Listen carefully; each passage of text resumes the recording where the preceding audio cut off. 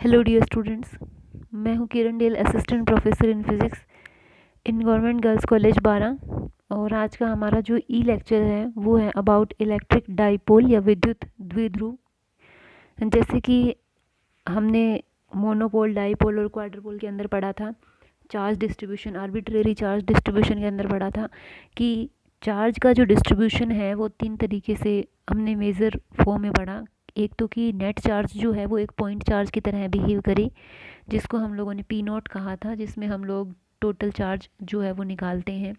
दूसरा P1, जिसको हमने डाइपोल कहा था, यानी कि जब पी नॉट ज़ीरो होता है तो हम डाइपोल की बात करते हैं, यानी कि तब हम ऐसा मानते हैं कि सारे जो चार्जेस हैं वो ग्रुप के रूप में होते हैं, यानी कि प्लस माइनस इस तरीके से वो एक सब जितने भी चार्जेस हैं वो सब डाइपोल बना लेते हैं।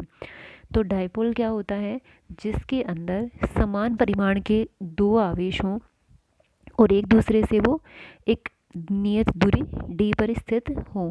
ठीक है, उसको हम कहते हैं द्विध्रुव, यानी कि आवेशों का जो युग्म है उस युग्म को हम कहते हैं विद्युत द्विध्रुव। ओके, जिनका परिमाण समान हो, परिमाण मतलब जैसे Q की जो वैल्यू है वो समान हो, लेकिन क्या है, प्रकृति विपरीत हो। मीन्स कि 100 माइक्रो कुलाम का चार्ज अगर इधर है तो -16 माइक्रो कुलाम का इधर होना चाहिए। परिमाण तो समान है 16, लेकिन क्या है, नेचर अपोजिट है, ये प्लस चार्ज है और ये माइनस चार्ज है। समान परिमाण और प्रकृति विपरीत हो जिन आवेशों की, वो अत्यंत लघु दूरी पर स्थित हो तो वो विद्युत द्विध्रुव कहलाते हैं, विद्युत द्विध्रुव कहलाएंगे। और उसके बाद हम जैसे उसका द्विध्रुव आघूर्ण किस तरीके से ज्ञात करते हैं। द्विध्रुव आघूर्ण जो होता है, जब समान परिमाण Q और विपरीत प्रकृति के आवेश जो हैं वो अगर अत्यंत लघु दूरी d पर स्थित हैं तो उनके लिए विद्युत द्विध्रुव आघूर्ण जो है P वेक्टर वो होता है Q इंटू डी। Q तो है जो चार्ज है और D दो आवेशों के बीच की दूरी है। ये Q जो है हम कोई भी चार्ज ले सकते हैं क्योंकि दोनों समान हैं, तो हमारे पास यहाँ ये बात तो है ही नहीं, हमें प्लस साइन लेना है बस। ओके, और ये जो द्विध्रुव आघूर्ण है ये एक सदिश राशि होती है। ओके, और इसकी डायरेक्शन जो होती है वो -Q से +Q की ओर होती है। द्विध्रुव आघूर्ण की दिशा -Q से +Q की ओर होती है, सदिश राशि है ये। ठीक है, इसका मात्रक होता है कूलाम इंटू मीटर। द्विध्रुव के उदाहरण, एग्जाम्पल्स ऑफ डाइपोल। डाइपोल की कुछ एग्जाम्पल्स जैसे हम ये देख सकते हैं कि कोई भी परमाणु जो होता है, परमाणु के अंदर नाभिक में तो धनावेश होता है और उसके बाहर क्या होता है, ऋणावेश होता है, इलेक्ट्रॉन होते हैं। ठीक है, ये जैसे परमाणु का साइज़ ही बहुत ही कम होता है, छोटा होता है, तो ये जो धनावेश और ऋणावेश है वो बहुत ही कम वॉल्यूम में स्थित होते हैं। तो इतने छोटे वॉल्यूम के अंदर पॉजिटिव चार्ज और नेगेटिव चार्ज जब होता है तो बाहर जिन पॉइंट्स पे हमें किसी भी चीज़ का मान ज्ञात करना होता है, जो प्रेक्षण बिंदु होते हैं, उनके लिए ऐसा होता है जैसे कि सारा चार्ज जो है वो केवल एक ही बिंदु पर स्थित है, धनावेश और ऋणावेश। क्योंकि उसका आकार इतना छोटा है, हम ये डिफ्रेंशिएट नहीं कर पाते कि पॉजिटिव किधर है नेगेटिव किधर है, तो हम उसको एक ही बिंदु पर केंद्रित मान सकते हैं। ठीक है, तो जिनमें धन आवेश का केंद्र और ऋण आवेश का केंद्र एक ही बिंदु पर होता है, वो परमाणु जो है, वो अणु जो है वो स्थायी विद्युत द्विध्रुव निकाय का निर्माण करते हैं। उन्हें मतलब उनके लिए हम ऐसे कहते हैं कि उनके अंदर कोई भी ध्रुव नहीं है, वो मतलब नॉन पोलर ऐसे माने। तो उसके अंदर क्या है, क्योंकि धनावेश और ऋणावेश का केंद्र समान होने की वजह से वो क्या करते हैं, नेट चार्ज जो है वो ज़ीरो हो जाता है। लेकिन जिनके अंदर धनावेश और ऋणावेश का केंद्र जो है वो एक दूसरे से नियत दूरी पर होता है, वो अणु जो है वो ध्रुवीय अणु कहलाएंगे और ध्रुवीय परमाणु कहलाएंगे। जैसे कि HCl है तो उसमें H+ है और Cl- है, उससे मिलकर बना है। दोनों क्या है, परिमाण में समान है, लेकिन क्या है, प्रकृति विपरीत है। हाइड्रोजन पे एक प्लस चार्ज है और क्लोरीन पे एक माइनस चार्ज है, तो दोनों की प्रकृति क्या है, विपरीत है।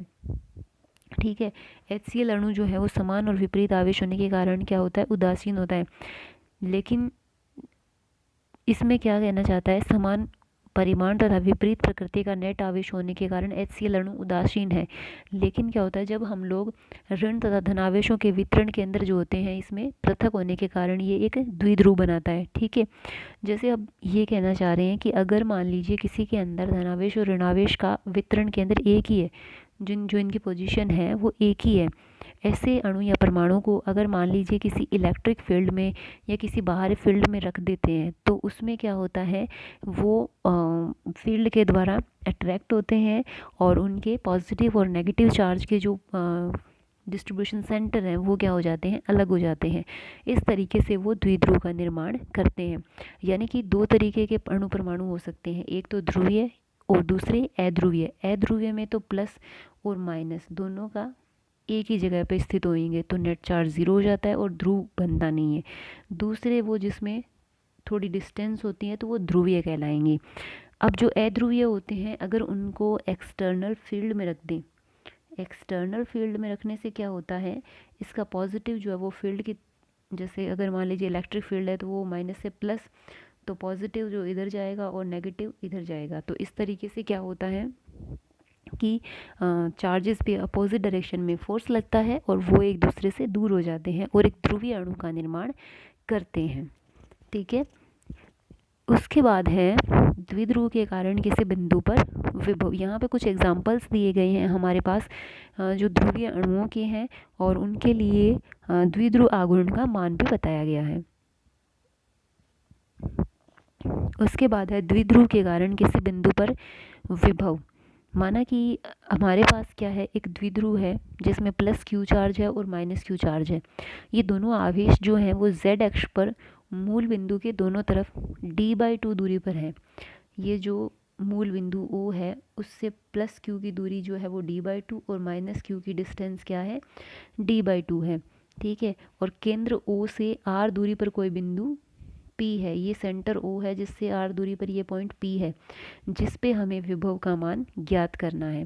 ठीक है, तो क्या होता है, जैसे ये प्लस क्यू चार्ज है उससे P की दूरी है r1, माइनस क्यू चार्ज से P की दूरी है r2 और सेंटर जो है उससे P की दूरी है r। अब हम देखना चाहते हैं कि ये जो विद्युत द्विध्रुव बना माइनस क्यू प्लस क्यू, इसकी वजह से P पे विभव कितना है, पोटेंशियल कितना है। तो पहले हम देखेंगे कि प्लस क्यू चार्ज की वजह से विभव कितना है, तो ये दूरी है r1, तो प्लस क्यू आवेश के कारण P बिंदु पर विभव है KQ/R1। इसी तरीके से माइनस क्यू चार्ज की वजह से भी बिंदु P पर विभव का मान देखेंगे, तो माइनस क्यू की वजह से P पर विभव का मान हो गया माइनस KQ/R2। ये स्क्वायर नहीं है, यहाँ पे R2 है। ओके, तो इस तरीके से K is equal to 1/4 pi epsilon naught is equal to 9 × 10⁻⁹। तो P पर कुल विभव कितना हो जाएगा, दोनों चार्जेस की वजह से phi1 + phi2 KQ/R1 - KQ/R2। तो phi is equal to KQ1 जैसे इसका एलसीएम लेंगे तो R1 R2 R2 - R1, जैसा कि ये आया है। ठीक है, तो ये R1 और R2 दूरी जो है उसको ज्ञात करने के लिए हम P बिंदु को सेंटर मान करके, ठीक है, एक वृत्त खींचेंगे इसको सेंटर मान के, और R रेडियस का, तो R रेडियस जो है वो ये है, R रेडियस का सर्कल खींचेंगे तो सर्कल कुछ इस तरीके से होता। ओके, अब ये क्या कहना चाहता है, ये कहना चाहता है कि अगर मान लीजिए ये Q और Q, माइनस Q और प्लस Q के बीच की जो डिस्टेंस है वो बहुत ही कम है, स्मॉल है, किसके कंपैरिजन में, R के कंपैरिजन में। R तो बहुत ही ज़्यादा है। तो क्या होता है कि जैसे यहाँ से जैसे सर्किल खींचेंगे तो ये जो लाइन, जो कर्व बनना चाहिए था, क्योंकि ये बहुत ही स्मॉल है तो यहाँ पे एज ए स्ट्रेट लाइन ये नज़र आता है। जैसे ml जो है वो उस सर्किल का एक हिस्सा है। ठीक है, तो ये एक स्ट्रेट लाइन दिखता है क्योंकि r जो है वो बहुत ही ज़्यादा है और d बहुत ही कम है। ठीक है, इसको एक स्ट्रेट लाइन के जैसे हम लोग यहाँ पे मान लेते हैं।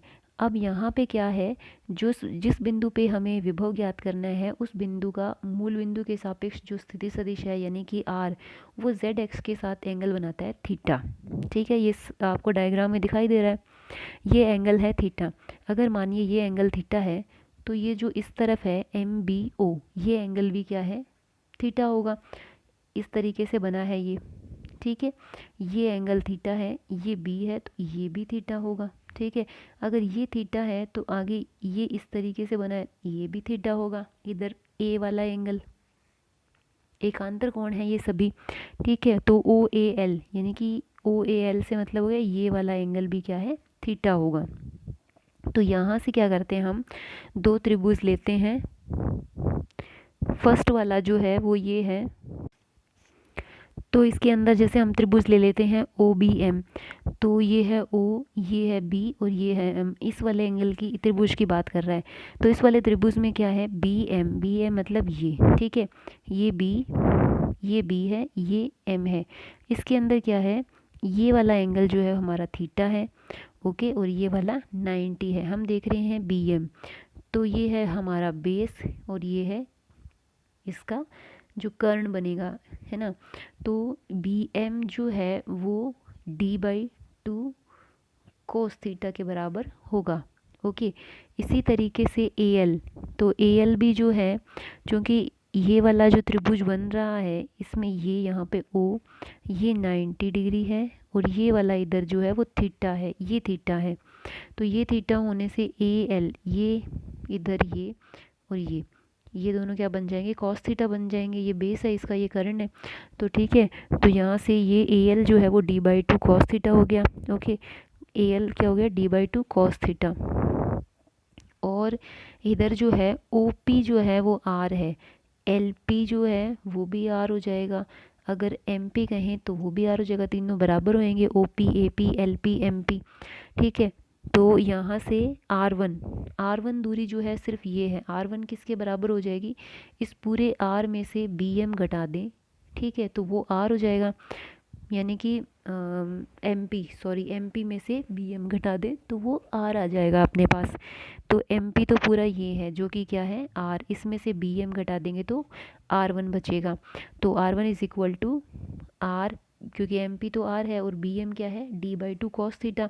इसी तरीके से अगर R2 हम ज्ञात करना चाहते हैं तो R2 तो क्या है, पूरी ये क्या है R2 और ये इतना क्या है R, ठीक है। तो R plus A L, R plus A L क्या हो जाएगा R2, तो ए एल क्या है d/2 कॉस थीटा, है ना। तो r plus d/2 cos theta, ये हमारे पास R2 का मान आ जाएगा। इस प्रकार से हमारे पास क्या है, R1 और R2 दोनों के मान जो है वो आ गए। वो हम इसमें रख देते हैं, किसमें, हमारा जो विभव वाला फॉर्मूला है ये इसके अंदर रख देते हैं। तो R2 माइनस R1, तो R2 माइनस R1 करेंगे तो यहाँ पे R से R चला जाएगा और नीचे इसको गुणा में लिखना है। तो इधर तो बन जाएगा ये d/2 और d/2 जुड़कर d कॉस थीटा हो गए। तो के क्यू बाहर था ही सही, है ना, ये हो गया d कॉस थीटा और नीचे r² minus d²/4 cos square theta. ये देखो d जो है वो बहुत ही कम है r² के कंपैरिजन में, इसलिए आप इसको क्या है नेग्लेक्ट कर सकते हो, यहाँ पे इसको हटा सकते हो। तो फॉर्मूला जो है वो विभव का क्या बन जाएगा, के क्यू डी कॉस थीटा/r², ठीक है। क्यू डी क्या है, द्विध्रुव आघूर्ण होता है, उसको हम p लिख सकते हैं, ओके। तो के पी कॉस थीटा/r², पी वेक्टर और आर वेक्टर के मध्य का कोण जो है वो थीटा है। देखो जो हमारा डाइपोल है वो ये है -q से +q, और डाइपोल की डायरेक्शन होती है -q से +q। ये हमारा पी बिंदु है इसकी थीटा एंगल पे, और ये है आर वेक्टर, ठीक है। तो ये पी की डायरेक्शन है, ये पॉइंट पी है ना कि डाइपोल, जैसे इसको कुछ और भी नाम दे सकते हैं, जैसे पॉइंट एम पॉइंट दे दिया ए या बी, कुछ भी ऐसा पॉइंट नाम दे सकते हैं। ये पी से मतलब डाइपोल नहीं लेना है आपको, डाइपोल अलग है। तो डाइपोल की डायरेक्शन -q से q है, और ये जैसे पी बिंदु है तो इसका जो आर वेक्टर है, ये डाइपोल और ये आर, इनके बीच का एंगल थीटा है। तो P vector dot R vector जो है वो क्या हो जाएगा, पी आर कॉस थीटा हो जाएगा, ठीक है। तो अब हमारे पास देखो पी कॉस थीटा है यहाँ पे, इसके साथ अगर ऊपर आर हो और नीचे भी आर का गुणा कर दें तो के पी आर कॉस थीटा/r की क्यूब, और पी आर कॉस थीटा को क्या लिख सकते हैं, P vector dot R vector. यानी कि सदिश रूप में विभव का मान जो है वो क्या आ जाएगा, K P vector dot R vector over R की क्यूब। इसी तरीके से इसको एक अन्य रूप में भी लिखा जा सकता है, एक अदर फॉर्म में भी चेंज किया जा सकता है। वो क्या है, जैसे del1/r है तो del1/r को आप क्या लिख सकते हो, -r vector over r cube. ये अपने वेक्टर एनालिसिस जब पढ़ते हैं उसके अंदर करते ही हैं, डेल ऑपरेटर को ऑपरेट करेंगे तो ये मान आएगा। अब ये मान जो है वो पहले से इसमें बन रहा है r vector over r cube, तो इसको हम क्या लिख देंगे, del1/r, del1/r लिख दिया। यानी कि हम विभव को क्या लिख सकते हैं, ये माइनस है तो इसमें माइनस आएगा, phi is equal to minus K P vector, और इसको क्या लिख दिया, डेल 1/r। नेक्स्ट क्या है, जब हम लोग थीटा को 90 डिग्री कहें, थीटा 90 डिग्री होने का क्या मतलब है, ये तो पी वेक्टर है और ये आर, इसके बीच का एंगल है थीटा। 90 होने का मतलब ये हो गया कि ये यहाँ पे आ जाए, है ना, तभी तो होगा, ये बिंदु पी जो है वो बिल्कुल यहाँ पे एक्सिस पे आ जाए। तो 90 होने पर कॉस थीटा क्या हो जाएगा, 0, और कॉस 0 हो जाने पर फाई का मान क्या हो जाएगा, 0। यानी कि द्विध्रुव के निरक्ष पर स्थित बिंदुओं के लिए विभव का मान 0 होता है।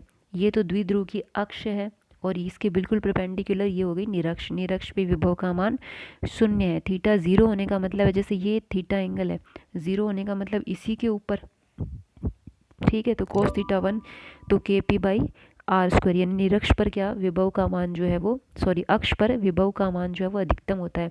यानी कि जैसे ये अगर डायपोल बना हुआ है तो इस डायपोल की इस एक्सिस पे कोई भी पॉइंट लेंगे तो उस पे विभव का मान जो है वो मैक्सिमम होगा, और इस एक्सिस पे कहीं भी लेंगे परपेंडिकुलर तो वो विभव का मान जो है वो न्यूनतम आएगा।